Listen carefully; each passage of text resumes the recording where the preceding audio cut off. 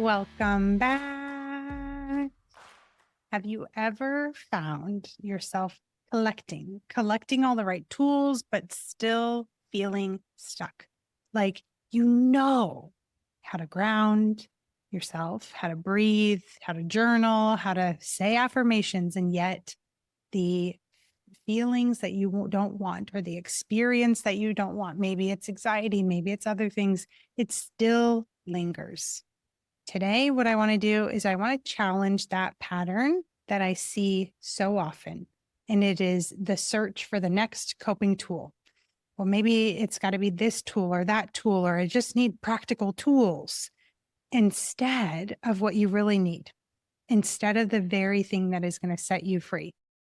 If you're the one that holds it all together, who knows exactly what everyone needs before they even ask, and who shows up as calm on the outside, even when you are unraveling on the inside, this episode is for you. It's not because you're doing anything wrong. It's because you've been carrying more than you were ever meant to, and it is time to do something different. Okay. I'm going to dive into a couple different things. The difference between coping, which is where I see people land most of the time, and healing, deep healing, and why managing your symptoms is not the same thing as breaking free from this. This episode might feel a little bit uncomfy, especially at first if you've been stuck in the same loop, the same pattern for months or honestly years, sometimes decades. This is the gift that you didn't know that you needed. Let's dive in. Coping tools can give false promises. If you're anything like the women I work with, you have tried different things, probably a wide variety of different things. Maybe you've tried deep breathing here and there. You've tried meditating. You've tried positive affirmations. You've tried thinking positive. You've tried memorizing the grounding tools, and you've told yourself, I just need to get through the day. I just need to push through the fear, or maybe other people have told you that. There's nothing inherently wrong with any of these approaches. They're insufficient, though. They're insufficient for full healing. Here's what's underneath. Here's part of the problem. Coping strategies are used to manage symptoms. My preference is not to manage symptoms. For instance, I'll have some people who have panic attacks and they come to me and they're like, I want to have less. And I'm like, let's get you to the point where you're not having any. Like, let's not do panic attacks anymore. And we do that by resolving the root cause, not managing the symptoms, not masking it. Okay. And for high functioning women who identify as perfectionists, people pleasers, anxious, usually it looks like this. You power through the day and maybe then you collapse at night. You use mindset tricks to override your emotions instead of actually processing them. You're thinking through solutions rather than allowing yourself to feel it. You maybe feel responsible for everyone else's emotions. Maybe you overthink a text, emails, or comments long after the conversation is over. You apologize for things that are not your fault. You keep things together until you're alone, and then maybe you fall apart. And you do just enough to stay out of emotional breakdowns or panic, but never really quite feel free. And you've essentially learned how to function through it all, function through the fear, but not to actually transform it. Coping is not bad, but it also isn't the end goal. Okay, I don't want you to get me wrong here. Coping has its place in moments of crisis or when your nervous system is completely dysregulated. Coping is what can keep you from quote unquote drowning. But it was never meant to be the entire swim lesson. Coping says, here's how to tread water, or like when you're in survival mode. But healing in that same situation would say, let's teach you how to swim so that you don't feel like you're drowning anymore. Coping might say, let's breathe through this panic attack. And healing says, let's figure out why your nervous system keeps defaulting to panic in the first place, and then shift the root. Coping might say, let's teach you grounding practices or tools to survive the next spiral, the next emotional spiral. Healing would say, let's expand your emotional tolerance so that you're no longer overwhelmed by your own feelings. Coping says, use affirmations to replace negative thoughts. Healing says, let's explore why those negative beliefs formed in the first place so that they can stop running the show. And finally, last but not least, another example is coping says, okay, here's how to distract yourself when triggers come up. Healing says, let's regulate your nervous system so that those triggers lose their power. I want you to really take a minute, pause if you need to, rewind and watch that again, listen to that again, and depending on what platform you're on, and self-reflect. Where have you been showing up? Have you been leaning primarily on coping tools? Have you been searching for the quote unquote right coping tool? Or are you truly giving yourself the gift of healing? I want you to really take an honest look. Nobody's going to know anyways. This is just for you so that you can become the woman you're meant to be. Where have you been showing up? Now, this brings to mind when I was working with a client, let's just call her Cynthia. So her identity, is kept for her. She had been in therapy for over 10 years and she could name every trauma. She knew all the tools. She even had therapist language, which I was surprised by, like the most able to use terminology that I've ever met who's like not actually a therapist. And she had some insight, but she was exhausted. She would frequently tell me that she felt depleted and that she felt guilty and that there were situations where she felt emotionally like not okay to be herself, where it kind of didn't feel, she used the word safe. Some people resonate with that, some people don't. And underneath all of the mental awareness, she was stuck in survival mode and she was not embodying much of it at all.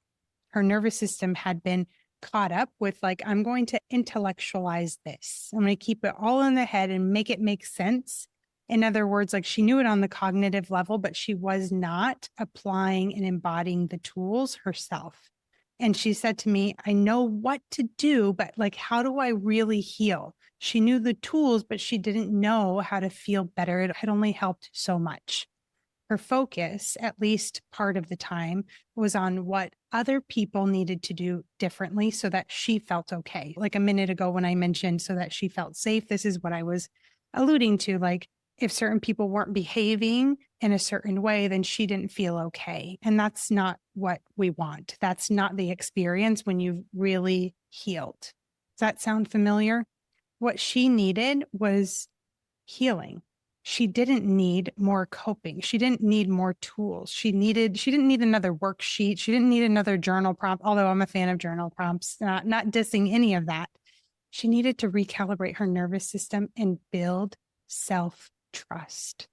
It's building the trust that even if these things happen that I'm afraid of, that I've tried to stop, I've got this. When you deeply embody that, everything changes. And she needed a space where her nervous system also could finally feel safe, where she could let take that armor off. And that's exactly what happened when she gave herself permission to stop coping and to start healing. The truth is that quick fixes keep you stuck in loops. They give you temporary relief, but they don't create lasting change. So if you find yourself trying one thing after another without long-term results, or looking for the quote unquote right tools, or depending on your environment to stay calm and okay and supportive and inclusive and all of that, instead of trusting yourself. And if you've been feeling like you're constantly trying to manage yourself so that you don't show up in the wrong way or make the wrong decision, that's a sign that deeper healing would be very valuable and useful for you. So maybe you've promised yourself, okay, I'm going to stop people pleasing. I'm going to set boundaries. I'm going to break cycles. Like I'm going to figure this out. But somehow it feels like something's missing and you've just been falling back into the same patterns and you haven't been sure, how do I step out of this? If that feels true, it's time to shift from symptom management to deep healing, and embodiment. So often what I see is that the embodiment truly starts when you actually briefly step away from the hustle and bustle of the day-to-day life. What I've created virtually, my online programs, I've seen incredible results. And when people get the chance to step away for even 48 hours or more, something big shifts. And that's exactly why I created BRAVE-cation in my 2-day retreat, where women describe years of transformation in less than a single week.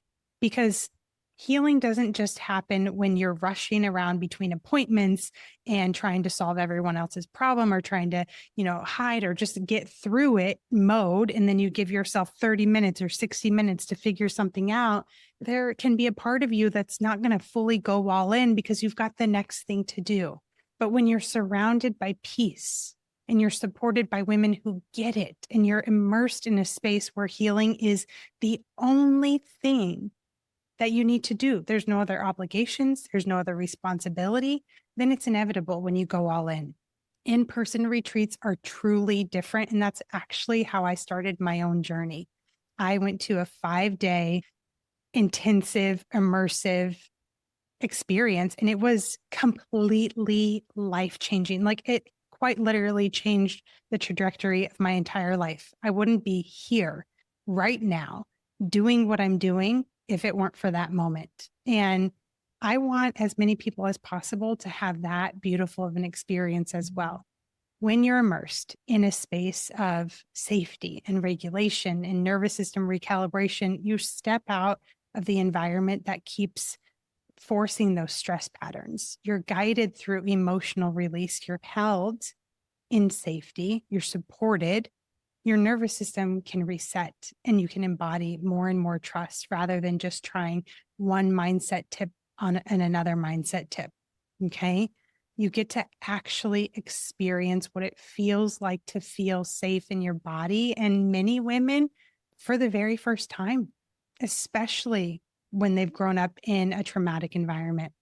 Women walk into my retreats with chronic overfunctioning patterns, self-doubt, people pleasers, perfectionist tendencies, stress, just all of these types of things driving the way that they're showing up.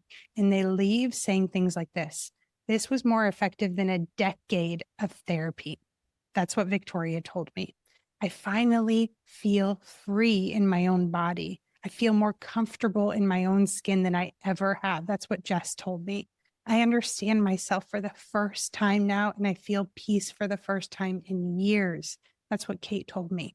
And if you've been nodding, at least somewhat, as you've been listening to this episode, I just want you to check in with yourself. Have I been stuck in coping?